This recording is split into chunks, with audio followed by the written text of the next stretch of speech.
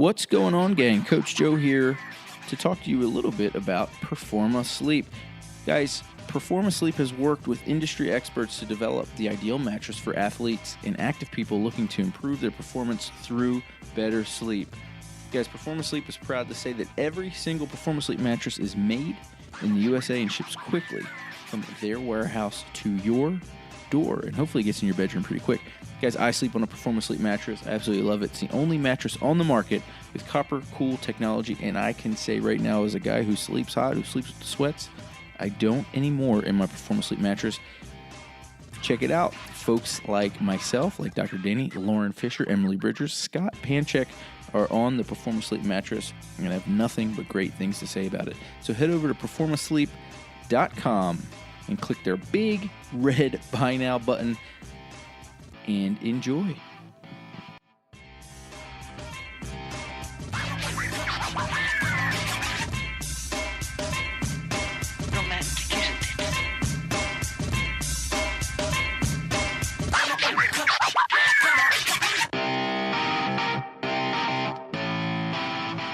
What's up, guys? Doc and Jock podcast. It's me, Doc Danny. The other guy is Coach Joe, and the other guy is Dr. Travis Jewett.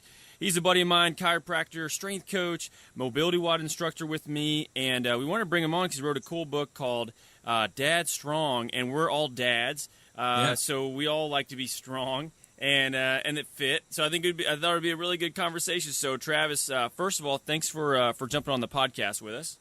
Oh, no problem. You guys, it's an honor. I think a privilege. I'm trying to beat Quinn Hennock on that. Yeah. There you go. He was very gracious. He was.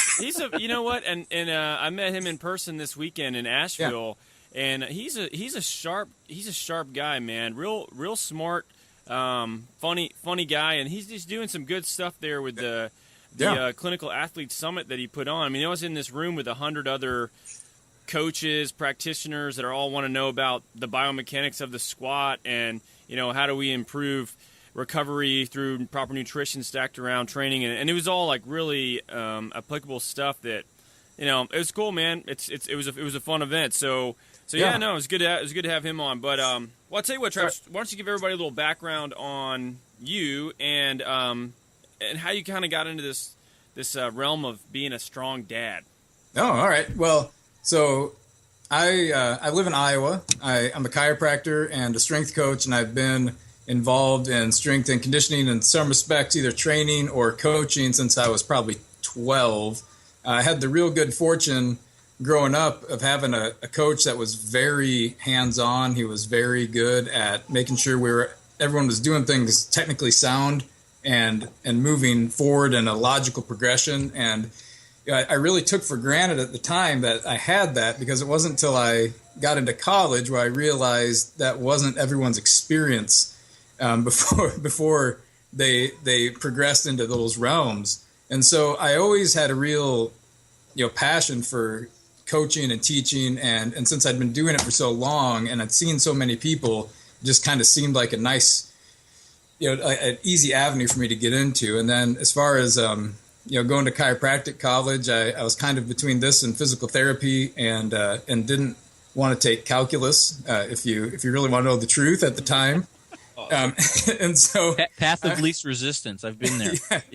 Because to me at that moment in time, I was working in a lab and with neuroscience, and I was thinking to myself, this isn't really what I want to do. Sit behind a desk and dissect monkey brains. And so I went this other route, and at that time it was more just I wanted to be able to put my hands on people and help them move better, feel better, and kind of achieve what they wanted. And through that, I just kept up with my strength coaching and following that, and just noticing there were so many things between what I was seeing, helping people with in strength coaching, and scaling it back to just the normal person here. And came across Kelly's work, and got years ago, 2008 probably, and started applying some of those things and emailing with him, and here we are now. I don't know exactly if I'm a chiropractor anymore or a coach. I've kind of turned into this morphed thing that that I just do what I need to do with the person that comes and sees me. Well, I think we'll touch on the morphed thing you're becoming, because we're seeing more and more of that, and we're definitely going to hit on the strength and conditioning. But before we do all that, I want to kick it. I love kicking it back to like those early coaches who are doing it for the love of sport, doing it for the love of kiddos, because those guys don't make the money and they rarely get the recognition. So I really love. We did it the other day with the Power Athlete guys, just trying to kick it back to the guys who inspired them. So give us a nugget about that coach, maybe even shout his name out or however much information you want to do. And maybe, I guess, what was the story, Danny? They said the one coach was like, I'll put the size 9 right up your tuchus if you don't watch your butt. They kept saying these guys that. are colorful folks, right? And I thought that's not a giant foot. I mean, that's you right. know, if you're gonna take it, that's probably the one I'd want. I'll take a size 9. I'm a 10, so I guess there you go. 9 is all right. 9's, but, that's all right. his name was Coach Kaufman, Kerry Kaufman. As far as I know, he's still there. I mean, I graduated in 1999, so I believe he's still coaching there. He was just there wasn't anything real strict or bizarre about him. That nothing real great story I could tell. He was just there every day and pushed you to be your best in the weight room and made you understand how important those things were to translate into what you wanted to do on the field or the track or the wrestling room. Those are the 3 things I really mostly did. So he just had a really good sense of telling you things like, we're squatting like this because this is going to make you faster. We're doing good mornings because it's going to make you faster and reduce your hamstring injuries. We are, we're benching because it's going to help you. You'll be able to get your arms in a good position when you're wrestling. He made those connections back then, and when you're like 16 or 17, you're not listening. So right. it's not till you're 35 that you're like, God, he was pretty smart. That guy really made a lot of sense. And then you find yourself saying the same things to the kids you work with now. So, it's kind of that pay it forward mindset. Very cool. Yeah, I remember my strength coaches just seemed to be the teachers that liked to bench press. That was essentially who it was. They didn't have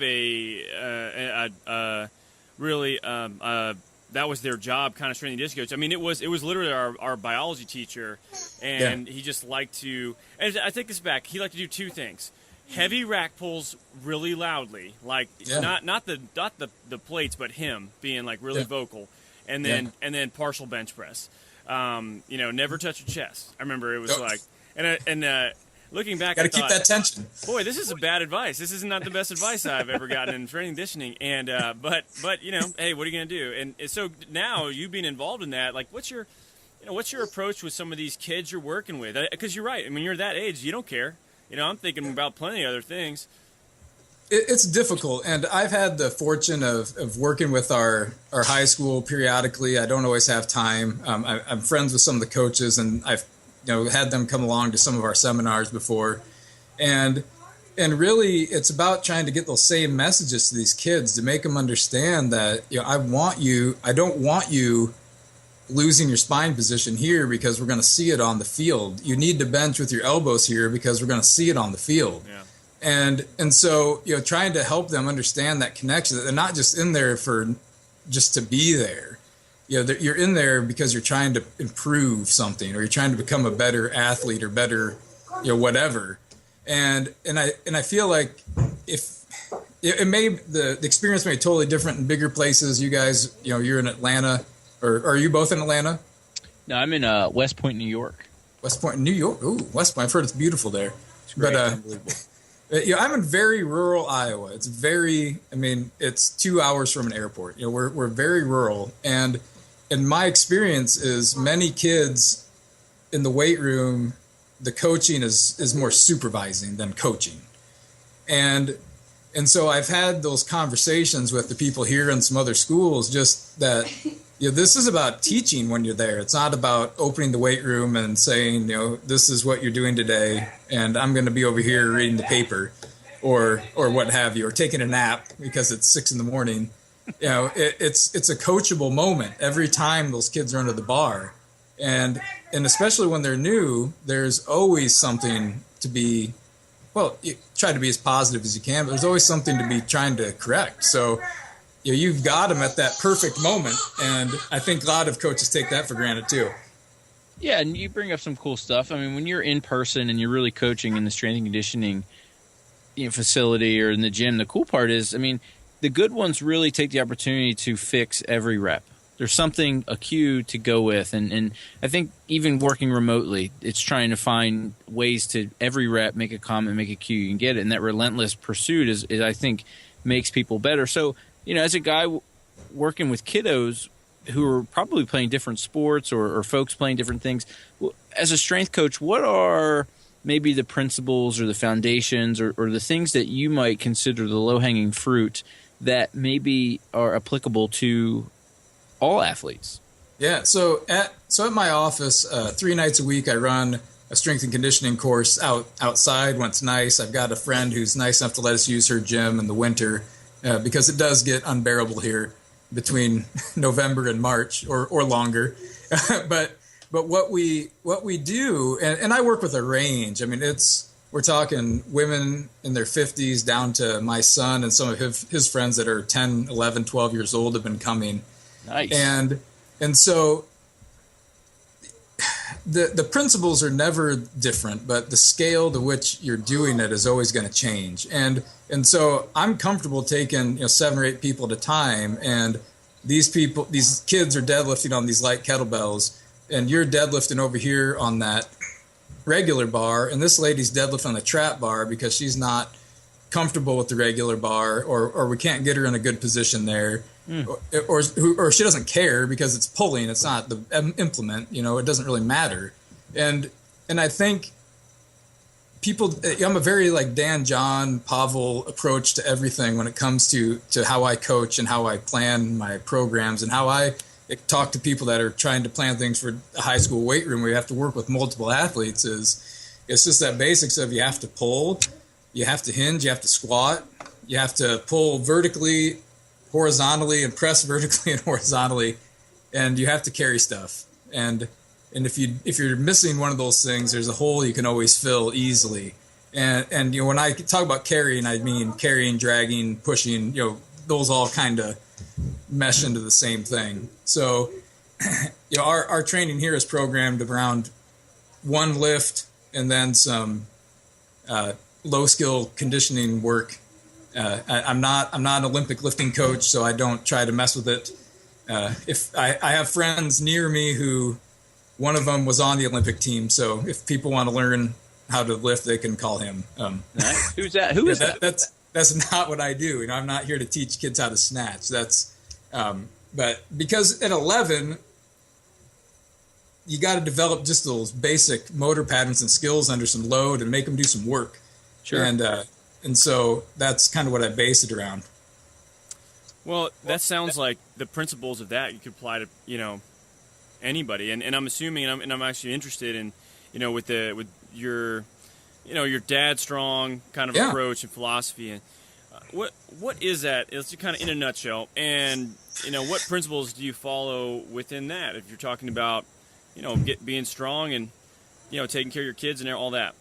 Yeah. So the book, I don't even know where that came from. One day I just sat down and started writing it, and it didn't take me that long to put together. It's not a terribly long book, but the point of it was more based around what I see, and if you hang around enough pools and water parks and around enough other dads, yeah, no offense, other dads, but there's a lot of room for people to make long-lasting improvements over long periods of time if they just had some sense of direction of where to start.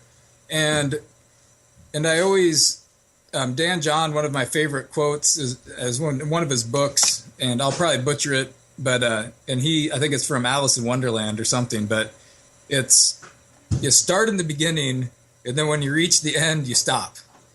And I guess the end would be your death, I'm assuming. But people, they don't have the sense of the beginning, and they don't really know what that means. And so I tried to put in the book just some basic things. I thought, if if you're a normal, like you're not physically disabled, like you're a normal functioning man, you should be able to do just I don't remember what I put in there, carry something and do a push-up and a pull-up. I mean, like just very basic stuff. And you'd be surprised at how many people probably can't accomplish most of just those normal tasks I put in there.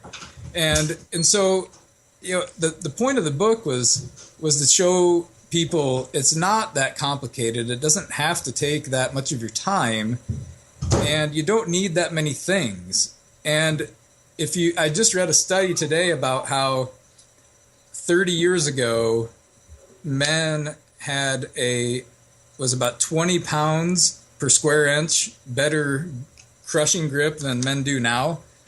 And so, and in the study, they talk about the caveats of it was college students in 1985 into the study, and it's college students now, so it's not a full representation of people, but still just, having that discrepancy over a 30-year period is huge. And so, to me, gaining strength it's a skill, but it's real low-hanging fruit right along there with, non-running based conditioning. Yeah, it's really easy to do. You just have to kind of know where to start and have a good template to get you going and a few implements. No, and I would agree. I mean, when you talk about strength is pretty easily quantifiable, right? You put more on the bar, yeah. You're a little bit stronger than yesterday. And that whole point about there is a beginning, right? And sometimes that beginning as a dad isn't even your beginning, it's your kiddo's beginning. I can think of a great story the other day. I let the kids play in the garage, and I took a kind of a note from the Kelly Starrett the last time we talked to them, where they just leave stuff around the house. So we do too. And they have access to the garage and go out there and mess around. Well, I'm kind of messing around with the breakfast, and Mason comes in the house with his shirt off. And he's like, "Dad, you got to come out in the garage." And I go out in the garage. He's got the J-hook set up on the squat rack where he found a way to set the bench where he could do it. And he was fired up. And I'm like, absolutely. "Oh, you're bench pressing. Well, watch out, do this, whatever." And then I'm like, "Well, why's your shirt off?" And he goes, "Well, because you train with your shirt off, and I want to be strong like you, right?" So it fired up story. And then the other no worries. Is there a clown there? What is that? Yeah, I'm terrified. Clowns, no good. No, I forgot to turn my phone off. Sorry. Oh, okay. I was going to say the other thing you bring up is this kind of societal change, and along with that, kind of the grip strength diminishing. There's another one, and it's women too. I'll say there's an interesting stat that I came across that the average weight of women today is about 167 pounds, which is pretty heavy, and that's more than the average weight of men at a particular point in like the 50s or 60s or something. So it was a really interesting stat, and I probably need to do a little bit more research before bringing some stuff up like that. But the point is, we're not getting stronger as people, right?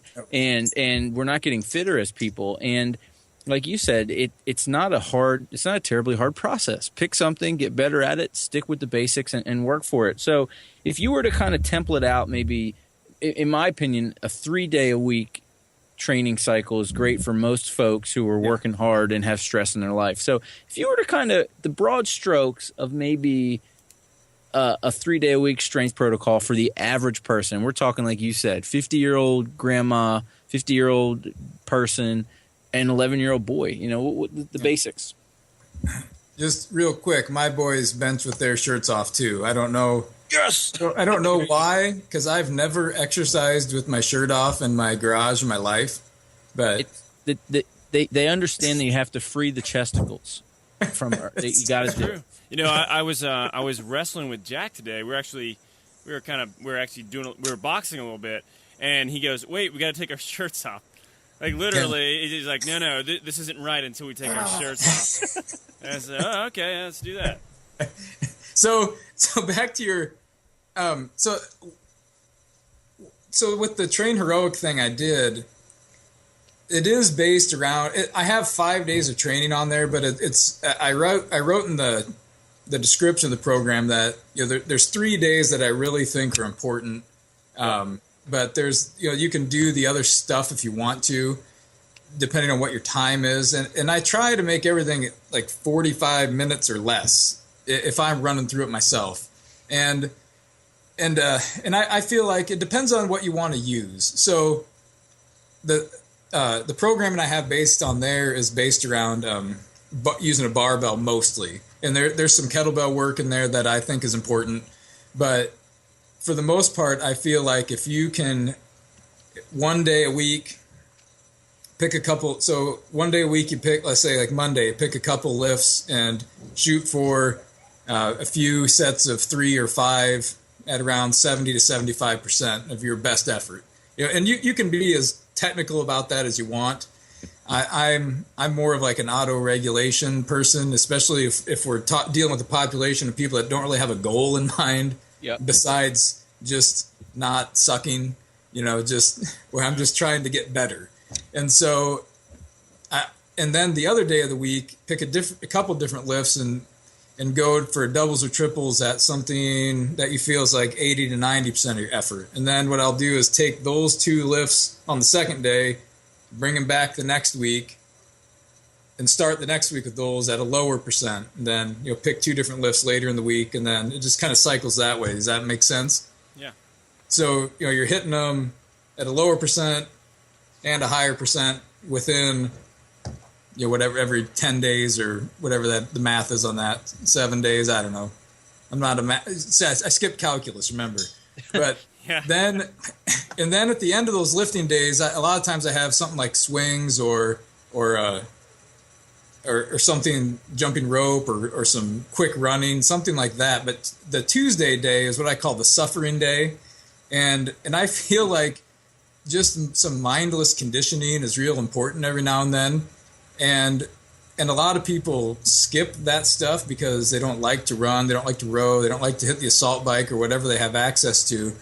But if you want to continue to make long-term gains in strength, you do have to have some aerobic capacity to some degree. And I think that was lost for a long time, and now it's starting to become relevant again to people. Why did that happen? Why did people forget that they need to be in shape? I think that they just didn't want to work hard. I mean, is that what happened? People want to train hard because they like it, right? I mean, they want to do the stuff they like, right? I think people can fall in this habit of, I mean, even you see it in CrossFitters, they get addicted to the intensity and then they forget to do the skill work, right? So maybe it's going the pendulum that way. So generally, I think, as you get older, you just do the stuff you want to do, and you forget that, hey, there's a rounded and a balancedness. It's like, in my opinion, a good strength and conditioning coach, I think the art of it is applying enough contrast to balance things out, but you're still working towards the main goal. So, Danny, what do you think? I mean, that was a great question. Why do you think we've kind of lost some things? I mean, I think it's uncomfortable. Frankly, if I see on a workout, we're going to do 6 1-minute all-out rows with a 2-minute rest in between, and this is one of the things we did at the breathing course that Brian McKenzie did. They did this performance breathing course, and we had to do like breathing mask in between the rest periods. That's awful. I mean, it sounds really simple, right? But a true 1-minute all-out effort, with other people around where you don't want to look like a wimp, will honestly make you feel really bad. So I think people don't like to feel like they're going to puke. People don't like to feel bad, and that's the beauty of the sled here at my office, is I can real quickly make people hate themselves without a lot of equipment. You and my wife included. What? Yeah. Sorry, I'm kidding. No. Every time, poor Eliza. That was a dig. No, she's actually a really great woman, and I love her. But we love all our wives. But you left that out. Do. I had to take it. Well, I didn't say shit about my wife, so she listens to this, and so I'm good. But you have to deal with that one. But I think the assault bike is essentially, like, I look at that, and that's where people, like the sled, the assault bike, I'll lump right in there with that, where, I constantly get people that ask me, why is this thing so hard? Why does that make me feel so bad? And but you can get on that, and you can do conditioning bouts with that, and that could be somebody that has a stress fracture that could do that, and keep good condition. I had a guy that was going to San Francisco to run the marathon out there, and he ended up with this pretty bad hip tendonitis, and we had him using the assault bike to help keep his conditioning up, and he killed it. He PR'd his marathon, he'd be qualified for Boston, but he hated that thing. And he rides 100-mile races like competitively, it's just that stuff it sucks. And the Airdyne assault bike thing, it's interesting to me that it's popular again because we used to ride the shit out of those in wrestling. Right. And so I don't know why people forgot that they were so terrible and now they're making a comeback. But I have this patient who's in her 90s and she has one on her porch. And she rides it as hard as she can every morning for 10 minutes. Really? And that's all. That's like she does some stretching, and then she rides her assault bike, and then her Airdyne. It's like the old gold one. Yeah. And then she's on with her day. You could probably hear it down the street. I mean, those things would be so loud, the fan on the front. But no, I remember that too. Like I didn't wrestle in high school, but I remember our wrestling team.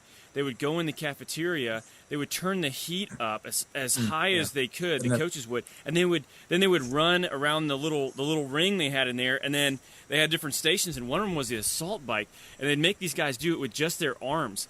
And I remember like just how terrible they looked. I'd be sitting there, on the way to baseball practice, watching these guys do this, and I'm thinking, damn, I'm really lucky I'm going to baseball practice and not doing this shit. I'm sorry that you don't know what hard was unless you wrestled. So I believe it, man. I put it that. The toughest people that I know mentally are wrestlers. They just get used to being uncomfortable and then having to cut weight and feeling like shit. And that's a tough sport. So to go back to my just real quick on that template, it's like a medium lifting day, a heavy lifting day, and then some sort of tough conditioning. If you can get those three things in, that's fine. If you want to start, I have some skill work days in there that people can mess with if they're into that stuff. But I'm not trying to make gymnasts. And again, I don't put Olympic lifting in my programming. I have nothing against it, but I feel like the point of it to me is to build a community of dads who are also willing and can learn something from the videos I put on there and can go and teach it to their neighbors or their neighbors' kids, or so I don't want it to be so complicated where they have to feel like they need some special certification to start teaching their children how to press overhead or how to pick up a kettlebell. I want it to be so it's challenging but simplified enough where you can start bringing in that next generation with you. Start a little club and coach each other. I'm working on making videos, as many as I can, on there when I have free time. They're boring videos of me lifting weights in normal clothes, but I feel like at least you can get a sense of what I'm talking about when I want you to do certain things. So it seems, and it makes sense, and it goes back to that original quote you tried to pull from what Dan John or Alice in Wonderland. I couldn't, but it was just to start, right? And some people can get. It's almost like the opposite of like the young kiddos you're training, where they just want to go. But then all of a sudden we get old and we get too smart for our damn good, and then all of a sudden we're so fixated on the details that we don't even just start. So I think that's a great jumping off point. What are some other – I mean, you kind of gave some broad strokes on it, but when you go over to Train Heroic and we check out your program, the difference between your program and maybe some other things – that we see there, and why would folks want to choose yours? I don't know. No. Okay, good man. Because I've got a cool logo, I guess. If everyone is following the basics of strength and conditioning and regular progressions and getting in the main movements the body needs to go through, they're all really going to be similar. You would think. I haven't looked through other people's programs, but there's not that many ways to make people pull or bench. There's not that many ways. You might decline bench with me though, so that's the cool stuff. But what I do, I also make sure that Danny knows this because we teach the same stuff, but it's also based around making sure I hit every archetype of the body throughout the like a couple weeks of training. Make sure that they're all there. And the one thing you'll notice people don't do is lunge a lot. So I make sure that there's lunging at least every week, because that's the worst. And and then I also, if people do sign up for it, we do. Kelly and Juliet were kind enough to let people get a discount to Mobility WOD too. So that way, if they're having trouble with something, they can direct themselves towards that first and try to answer their own questions about certain things. And then if they can't figure it out, they're more than welcome to email me as well. Because that's something I want people to understand too, is I'm pretty accessible through email. I'm not always fast, but I'm pretty accessible. So when people do sign up for it, they're more than welcome to shoot me questions about the programming or videos about what they're doing. Don't make it a dissertation level question, but it is or off to charge you. But but as long as if they're just like, something doesn't feel right in the squat, can you take a look at this quick video? I'm more than happy to do that stuff for them. So. Yeah, you talk about this program and the training tools you use in it. And you'd mentioned kettlebells. Yes. And, I want to get your opinions on kettlebell training, and if you think that solely is enough for somebody that, like what you're talking about, not wanting to train for anything competitively, but to be fit, move well, strong. Do they even need to get a barbell? No, I really don't think so. Yeah.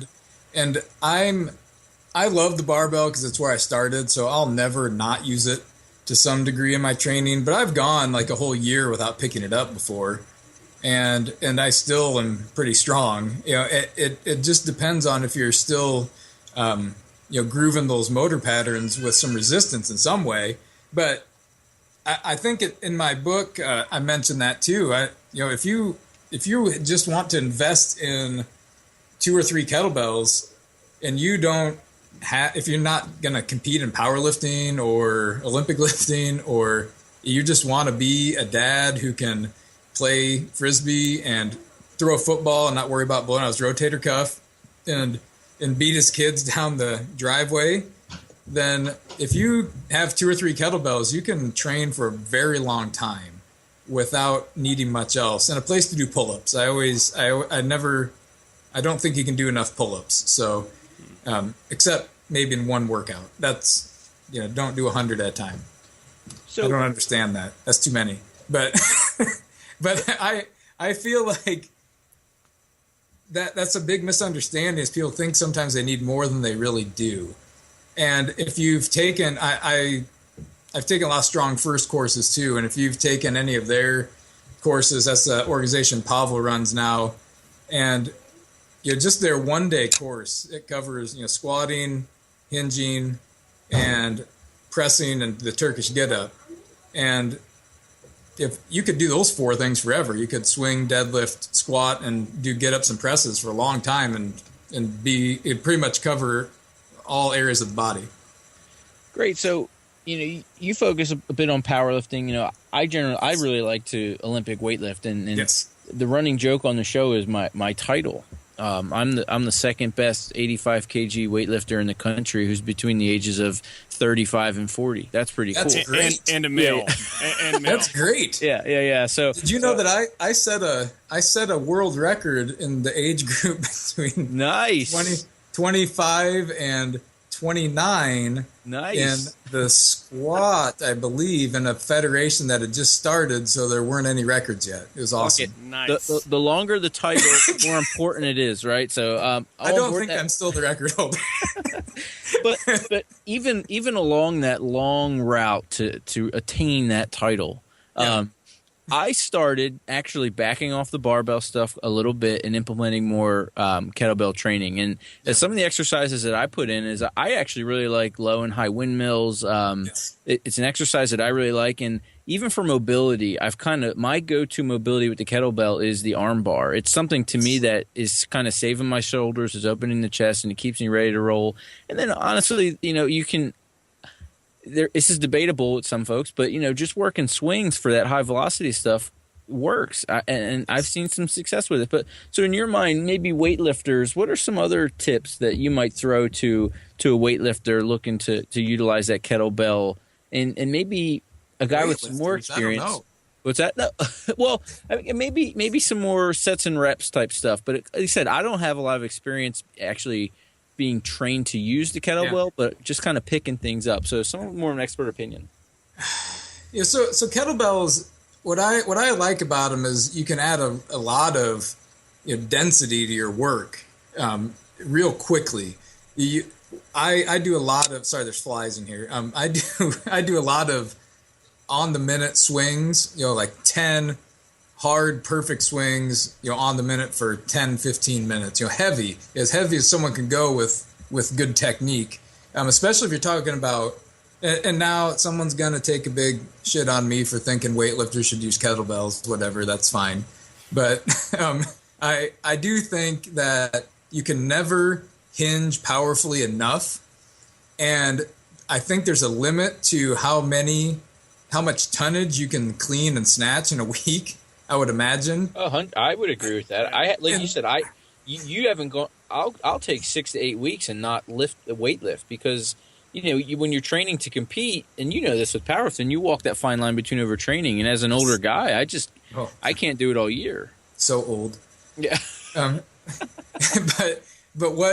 So I feel like, and maybe they've done this kind of stuff in Russia before with their weightlifters and kettlebells. I'm sure they did, but I feel like that's a great way to add in a lot of real, overspeed, powerful hinging into volume work into your training, where you can't get that kind of work with the barbell all the time. And then if we're talking about weightlifters, shoulders all the time, I don't know how many weightlifters I worked with at these mobility courses I taught where I had them doing arm bars and half get-ups just to learn how to create a stable lockout, because they were, they couldn't get the elbow locked out. They couldn't fully get into external rotation, a lot of those things. And I know there's a lot of debate on the best way to catch a bar. You're better at that than I am, but I feel with like straight arms, with straight arms. That's the best way to catch it. So I feel like there's a lot of work to be done there to help people, master that overhead position. And I think if you're going to add in anything to a weightlifter schedule, I think those 3 things would probably be about it, because otherwise you get too much variety. And the name of the game is specificity if you're competing. As far as powerlifting goes, I basically same things. I did a lot of front squatting with heavy doubles though, because I felt it was a great tool to learn anterior chain stiffness for the deadlift. Very cool. Yeah, those two kettlebell exercises that you mentioned, whether it be half get up or full get up and arm bar, that's 2 of the 3 that I'll typically drive towards for most people for end range shoulder stabilization at the end of some rehab that we're doing with them. The only other one we'd add in was some variation of a carry, whether it be a waiter's carry or overhead carry or inverted carry, something like that for some carrying stability work. But those are deceivingly effective. I think anybody that's ever done an arm bar and realize just how unstable that is until they figure out how to actually create that end range control. It's really a cool technique. So obviously check those out if you've never done those, especially the arm bar. Try that. But you kind of alluded to this earlier as well, talking about, hey, I try to program these for 45 minutes, and that's definitely something that we get a lot with parents. Busy people in general, but man, I have friends, they don't have kids, and they're like, dude, I've got this morning routine that's amazing. And they go on to tell me about their hour-and-a-half long morning routine where they meditate and they drink their French press coffee, and followed by a little bit of light mobility work. And I'm like, the fuck, dude? Don't tell me that. You can all shut your mouths. Do you have any idea how mad you're making me right now? Let me let you borrow my kids for a weekend and see what you look like. You'll have to recover for a month. And, so that time domain is really important. And I think that is, you're either going to keep somebody or lose somebody by not being able to condense it enough. So what are some, important things that you like to do, or tips maybe to throw in for people to maintain a better, utilization of their time if they really are strapped for it? Yeah. So, I run an office. My wife runs it. She's a dentist. She runs a very busy clinic as well. And we have 4 children, 11 down to 1. And I travel, and teach. And so I have to make sure that what I do makes sense, but also what I'm programming makes sense. I'm always refining it on that site to see, is there anything that's not critical? I look at a month and I say to myself, what do people not need? Because there's always something that you could probably cut out and for the sake of efficiency. But personally, you have to be comfortable with some level of chaos when you have this many children. So I don't have like a time of day when I can train. That doesn't exist for me. So it's always some kind of mobility work. I do something every day, and usually it's between patients at my office. I can fit it in somewhere. I can work on my middle splits in the 5 minutes while I'm waiting for someone to fill out some paperwork. I can do that kind of stuff. I have everything I need here at my office to do those things. So why just let them sit there, And I think if people can just have the stuff around them, so they notice it and they're like, yeah, I should, while I'm on the phone, have that lacrosse ball stuck in my armpit, or whatever it may be. There's time to wedge that stuff in, and then dedicated training time. Typically, it's me in the garage with 1, 2, 3, or 4 kids around me helping me, or them in the stroller, and I'm running with them. I'm trying my best now that they're all a little bit older to make it part of their day too, and that makes it a little bit easier to fit it in. Because I don't train with the people I coach. I'm there to coach. So I'm there to yell at them. I'm not there to work out with them. So I just make sure that it has to make sense in that context. Can I lift weights today, but also have 2 of the kids with me because my wife has whatever going on. So we have, you're in Iowa and yes. I'm in New York, but we have similar training environments. I mean, that's the way it is. And to me, I think it's great where you want the kids to see it. And yes. I was always shy about it for a little bit, but when we had Ben Greenfield on the podcast, he brought up a study where your kiddo's perception of your fitness improves their fitness, right? And yes. it's something that they studied through this time test, and kids who thought their parents were fitter actually performed better on this kind of the bleep test. So really cool stuff. So fired up about that. So when we talk about training with the kids, give us a note on safety a little bit with this, because you don't want barbells dropping on the kiddos. You don't want jerk blocks falling over them. So with the kids all around you and 4 maniacs at your toes, how do you tips and tricks for dads who might find that harder than it actually we're making it sound? It's so easy. It is. Yeah, right. I think that at this point in my life, I've gotten so comfortable with them being around me all the time that I don't even really think about it, that it's difficult. And I don't mean to sound like stuck up about that or anything, but no. People they'll stop me at the grocery store and they're like, how do you grocery shop with all your kids by yourself? And I'm like, I don't know. I do it because I have to. I guess. And so maybe that's why I perceive it as so easy to fit into my day, is because that's how I have to do it. And I think the place people struggle is they don't make training the priority. They just say they don't have time, and instead of saying I don't.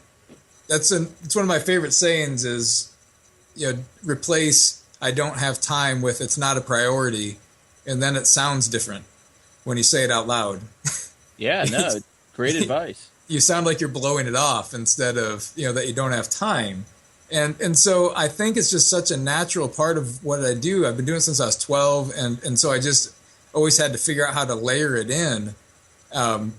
And I think you just can't be afraid, and you just have to make sure that you're setting I always set the ground rules when they're out there with me. Like, this is, if you're coming out, you got to be this far away from me when I tell you to. You've got to, I can't say it to the 1-year-old, of course. I just have to make sure she's where where nothing can happen to her. But, the other ones, if they're playing around on the rings or the kettlebell or something, I say, I'm going to deadlift now. You got to stand over there. And if you're going to be out here, you got to listen to me. If you're going to lift, and me and my oldest have gotten this argument, unfortunately, a few times, but he's starting to come around. But I said to him, if you're going to actually lift with me, you have to listen to what I say about how you're doing it. And that caused him to go inside a few times. Yeah, very good. You're starting to coach your boy. But he's finally realizing that I might know what I'm talking about. So, I hope that answered the question.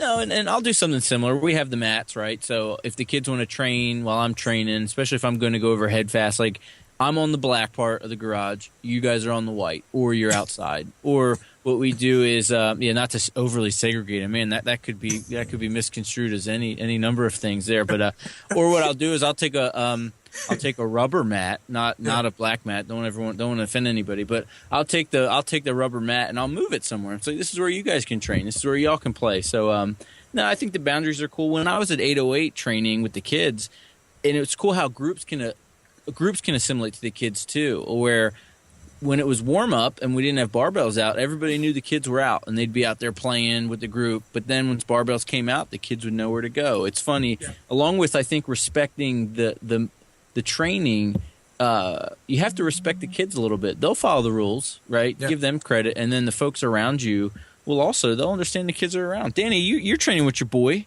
every now and then. Do you bring him? You bring him in the garage with you train with Ashley's brother, right?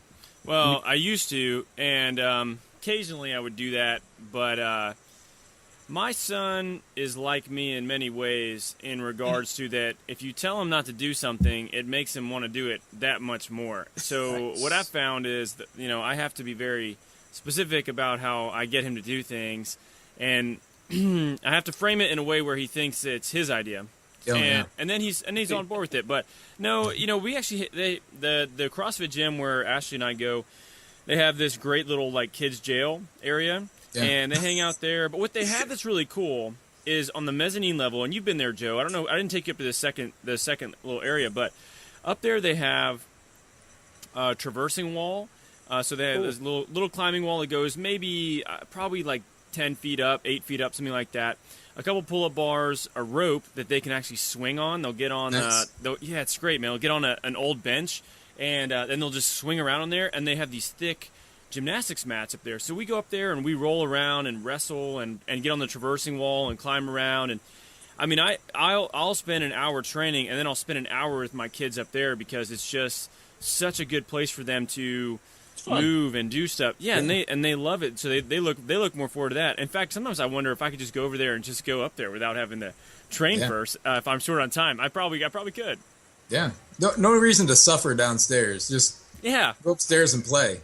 All I do is, like, with them, it's funny, man, we'll climb, and then we do all these, like, guerrilla drills where we roll around like we used to do when I was doing combatives in the military, just roll around, and just rolling and trying to roll without, like, using your hands a whole lot or, trying to, like, get in a flow of rolling. I think that's something that's really neat that most people don't do very much anymore, and kids do it all the time. They love it. Danny, I make everyone get on the ground here, and they hate me. Yeah. But they like it. Because it really helps them out, and people don't spend enough time on the ground, and you end up with, and I'm not saying you have to do tons of training like that, but you got to spend a little time in those, developing a strategy for being on the ground. And I have that conversation with my patients that are in their 70s or 80s. I say, if you fall down, what's the plan? And they say, I don't have a plan. Hope I'm okay.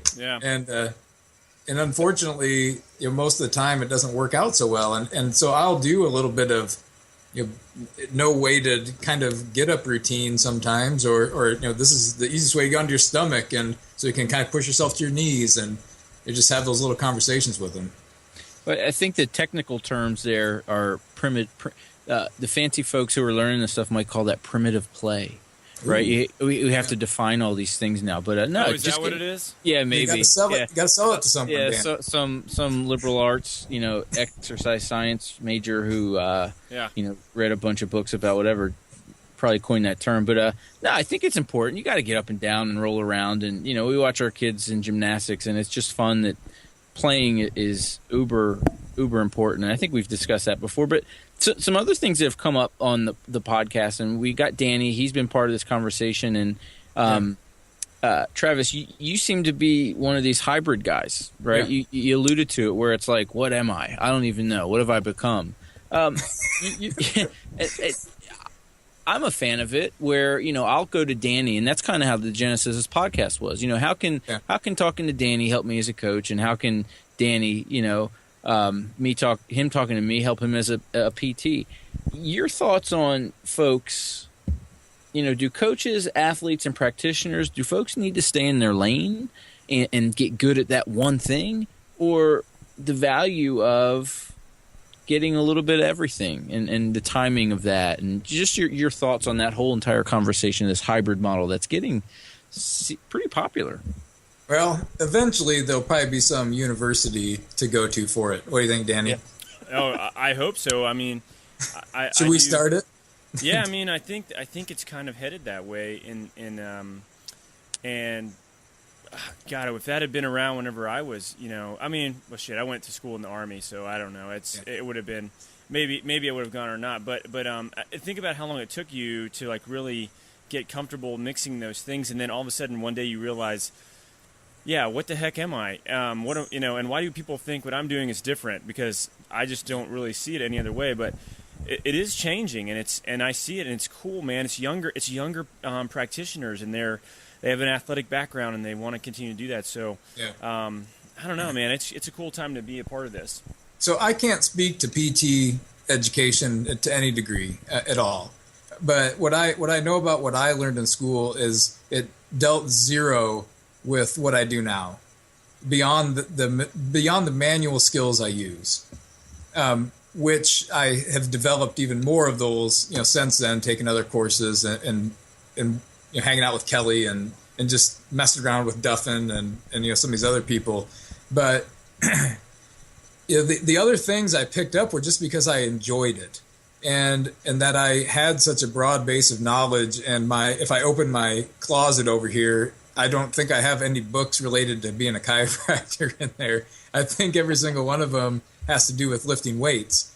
And so I just had a real passion to try to connect those dots when I was in school. And I was fortunate enough to hang out with a lot of people. I was at Palmer's, where I went here in Iowa, that were also, one guy was a USAPL national coach that I was friends with, and some other people were really into lifting weights, and we were always trying to reconcile that idea of what you're seeing when you're training, and how can you spin those things to rehab grandma, and what you find out is that the elite athlete that has knee pain needs to do box squats just like grandma does to try to take some of the stress off the knee. There's not a lot of differences there. And I started practicing that way as soon as I left, and people thought I was weird. They're like, why are you doing this? You're a chiropractor. They have this certain vision of what that is in their head, good or bad, depending on who you talk to. And so I was especially for where I live, I really took, people didn't know what to make of me, and they still don't, and that's fine. It's slowly turning the corner, and people that want to see me for those things understand it, and they come, and they know what they're going to get when they're here. But I don't think you can start going to school, and if you don't have a real understanding of that stuff beforehand, I think it's really hard to turn yourself into a hybrid. Does that make sense? Oh, yeah. So you're talking about having that strength and conditioning seed kind of planted first as an interest. I really do, and I think people that try to do it the other way, I don't know. It doesn't. Because I've had people now, they'll ask me, they're like, well, what do I need to start reading? I've never lifted weights to be like, to start doing things like you do, and I don't really know where to tell you to start. Get your ass in the gym, bro. I'm already 24 years ahead of you in that stuff. That's right. Yeah, so I think I don't know if it works as well the other way. What's your experience on that, Danny? No, I agree. I think it's very hard to do that because you I mean, dude, in many cases you have to learn by doing it. You know, it's not like you can read the stuff in a textbook. And I mean, I remember being fascinated with strength and conditioning, you know, when I was like 12 years old, and it was just because, I mean, my brother has always been like very naturally strong, and he and my dad are built very similarly. If you ever saw the three of us, you would think there's no way, not connected, because they're both like very, very, you know, big kind of natural people, and I am built like a marathoner, and so I spent a long time just trying to get stronger in any way that I could, and I was fascinated by it, and you know, and then from there I saw it as an opportunity with physical therapy as a way to apply advanced education and hands-on skills to be able to positively affect people to be able to do these things that I was already trying to do anyway.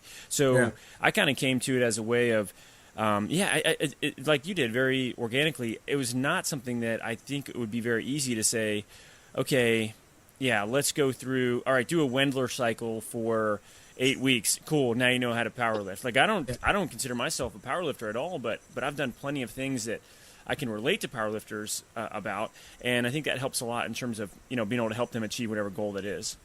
And Joe can speak to this too. If you want to get good at coaching, you have to coach a lot, and you can read a lot of books, but if you're not and it doesn't matter if you are or not. There has to be. I mean, it doesn't matter if you're currently coaching now. If you're a practitioner, that's not what's important. But if you don't have some of that layered into your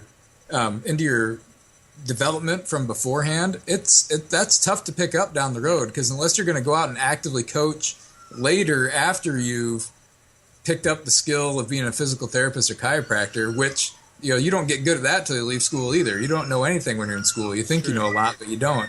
But you have to coach a lot to see the things that we see that we need to change in people.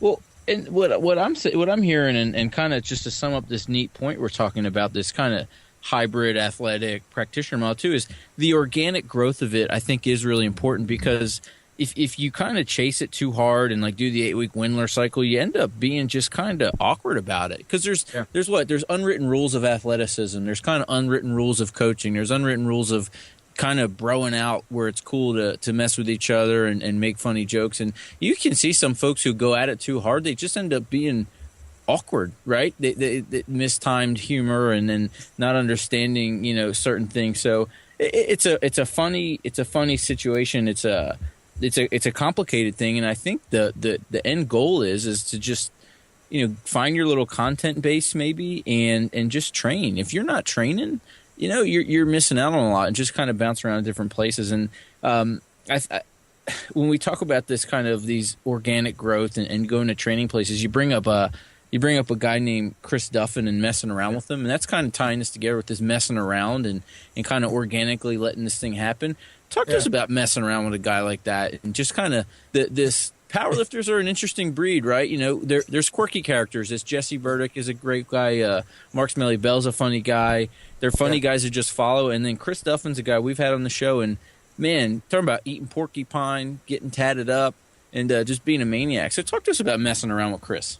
He's a very, very smart coach. And he has gone out of his way to learn from the best people he can in the fields he's interested in. You know, he's decided that, and I mentioned this on your show, you know, why do I need this? And I agree with him. We had this conversation out to dinner. I was teaching a class in Oregon, and I had emailed him and said, I'm going to be out there. I'm on Kelly's staff. Do you mind if I try to figure out how to get together with you? And I stopped at his gym the day before. He wasn't there, but we were able to go out, which is an interesting place. But we got to go out for drinks before my flight out after I taught, and we had this deep conversation about, you know, this model of making sure that a coach can take care of some low hanging fruit with their athletes that aren't an injury, and I just had this discussion with with a coach at a clinic I put on Saturday, and we recorded a little bit about it. I think it's going to be on the Mobility WOD site sometime. It's just this idea that a guy like Duffin, if it's not an injury, and one of his athletes is saying, my shoulder feels stiff when I'm benching today, right now. Why can't he try a couple things and test and retest in the context of what they're doing and see if they can? He's like, okay, now my shoulder's in a better position. It's not so stiff. I can hit the numbers I was trying to today more comfortably. Why does they need to say, well, let's stop training today and go see Danny Friday and maybe he can free up your shoulder? That doesn't make sense to me. And so he's trying to develop that model of the coach that can handle some of that real low-hanging, non-injury related fruit. And he is enormous. And I don't think you guys got to meet him in person. Yeah. And I've never stood next to someone who's not a whole lot taller than me, but weighs 50 more pounds. And he is just, and he's just so smart and sharp about that stuff. And then he drove Accu Mobility ball through my forearm, and I thought I was going to die. Wow. Yeah, not to be overly weird, but he's one of those guys. I just like to look at him. I don't know how to say that, like, would not be overly awkward, but like following his feet, it's like that's a big fucker, and he's pretty cool. You know what I mean? It's okay to say that. I'll agree with you. He bleeds through his skin and survives. Did you see that? I was going to talk about that. He's like, I was pulling 900 and I started bleeding out of my skin. I'm like, well, that's new to me. And the best part was he said, yeah, it happens regularly. And it's just like, all right, this is a wild dude. So. Joe, literally before the show, Joe goes, who would you rather have to fight, Kelly or Chris? And I go, oh, Kelly, any day of the week. Chris grew up in the woods eating porcupine. He's got dragon tattoos all over his body. He pulls 900 pounds. He'd rip my spine out of my body like Mortal Kombat kind of style. So, any day. No offense to you, Kelly, but... Sorry, Kelly. I'm fighting you over Duffin. Sorry. Easily. I'll stay over here in New York. It was really hypothetical, and I hope that just even bringing up the topic doesn't ever make it happen, because I'll say this, both guys are pretty big, and I think the issue with me is I think if either one of them got their hands on me, I'd be in big trouble, because I'm not overly big, and I think they'd probably rip my arms out and beat me with them. But would you just go limp, like they say to do the bear, just play dead? I would. I'd cover my head, and I'd tuck, and I'd hope that wrap your pants and just hope they think you're dead. That's the plan. Or I'll do what my dad said. My dad said, kick him in the knee and give them everything you got. And if they turn around and they're ready for more, get the fuck out of there, because that's it. So we'll see, guys. Well, hopefully it never happens. Well, I tell you what, this has been a fun conversation, but I definitely would like for everybody to kind of get an idea of if they're interested in the programming you've put together, where they can go and check that out, or the book that you wrote, and if they want more, where can they go? So Amazon, there's a Kindle version. You can find it. It's called Dad Strong. You can look it up. It's the one with the bear and the dude arm wrestling on the front. You can buy a print version if for some reason you ever want me to autograph it. Now, just real quick, Danny, I taught 53 times, and twice I was asked to autograph the Supple Leopard book. Yep. Me too. I never understood that. I got asked, Joe, I don't know if you were there when this happened to me, but I had a couple come from Columbia, not South Carolina, the country of Columbia, to Houston, Texas. And they asked me, first of all, they walk in and they go, oh, yeah, this is so great. We're so excited. We came all the way from Columbia. Where's Kelly? We can't wait to meet him. And I'm signing him in, and I'm like, oh, yeah. I got some bad news for you. It's me, I'm teaching. And always an awkward conversation. Super awkward, and they were, and they're like, they wanted. I think they realized, like, it was, I don't know. They were like, oh well, it's no big deal. I'm sure you're great or whatever. And afterward, they asked me. They were like, well, can you just sign it? Can you sign this like as Kelly? So did you? I did it. I was like, yeah, okay, I'll sign your book for you. I mean. Go tell everybody in Columbia that Kelly Stretz signed your book, and whatever. And then Train Heroic. You can look for Dad Strong. It's a great platform, and other coaches, if they're ever, it's easy to use. I love it. So I hope people want to get on that and start working on it. Dads out there that struggle to find the time and want to learn to teach their kids as well. It's a great place to start. And then if you're into Twitter, I think I'm Dr. Jewett there. And then on Instagram, I'm Dr. Jewett07. There was some other Dr. Jewett already. And my Instagram is probably better than his. Yeah, 100%. Kick them off. There should be a competition for that. Yeah, and so those are the easiest places to, and then, yeah, that's probably the best places to find me. My email address is probably stuck somewhere in one of those, so you can always get a hold of me that way. And just for the record, when I was in New York, I had a lady fly in from Siberia, so take that. Whoa, Siberia. Nice. Well, nobody flies in from anywhere to see me, and I'm gonna have to work on that. But I'll tell you what, the tidbit I'm gonna take away from this, among others, but the one I think that stands out is when folks ask me about when I ask folks, are you listening to the podcast? And they tell me they don't have time, I'm going to say, well, it sounds like you're just not making the Doc and Jock podcast a priority. Yeah. So we're gonna do that away. But Fired Up Show, I think if folks listen to this, Danny, we're gonna we'll put them one step closer to proving that if they have a body, they're an athlete. Fired Up, Travis. Thanks, buddy.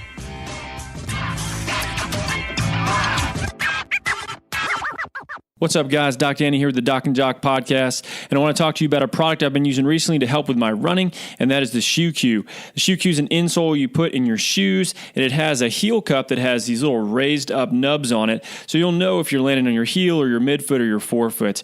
I've been using this successfully with my own patients to help clean up some running-related issues for the past few months, and myself as well, and I really, really like it. It's really a simple solution to a problem. We know if you land in a overextended position or a heavy heel strike, you will eventually break down and get hurt. If you land in a good, solid midfoot, forefoot strike under your center of mass, you're going to be faster, you're going to hurt less. So Shoe Cue helps solve that problem in a really simple way. So guys, you can get a set of these and save a little bit of money at the same time if you go and use the discount code JOCK10, save 10% on a Shoe Cue, and go ahead and start working on improving your running mechanics. Your body will thank you.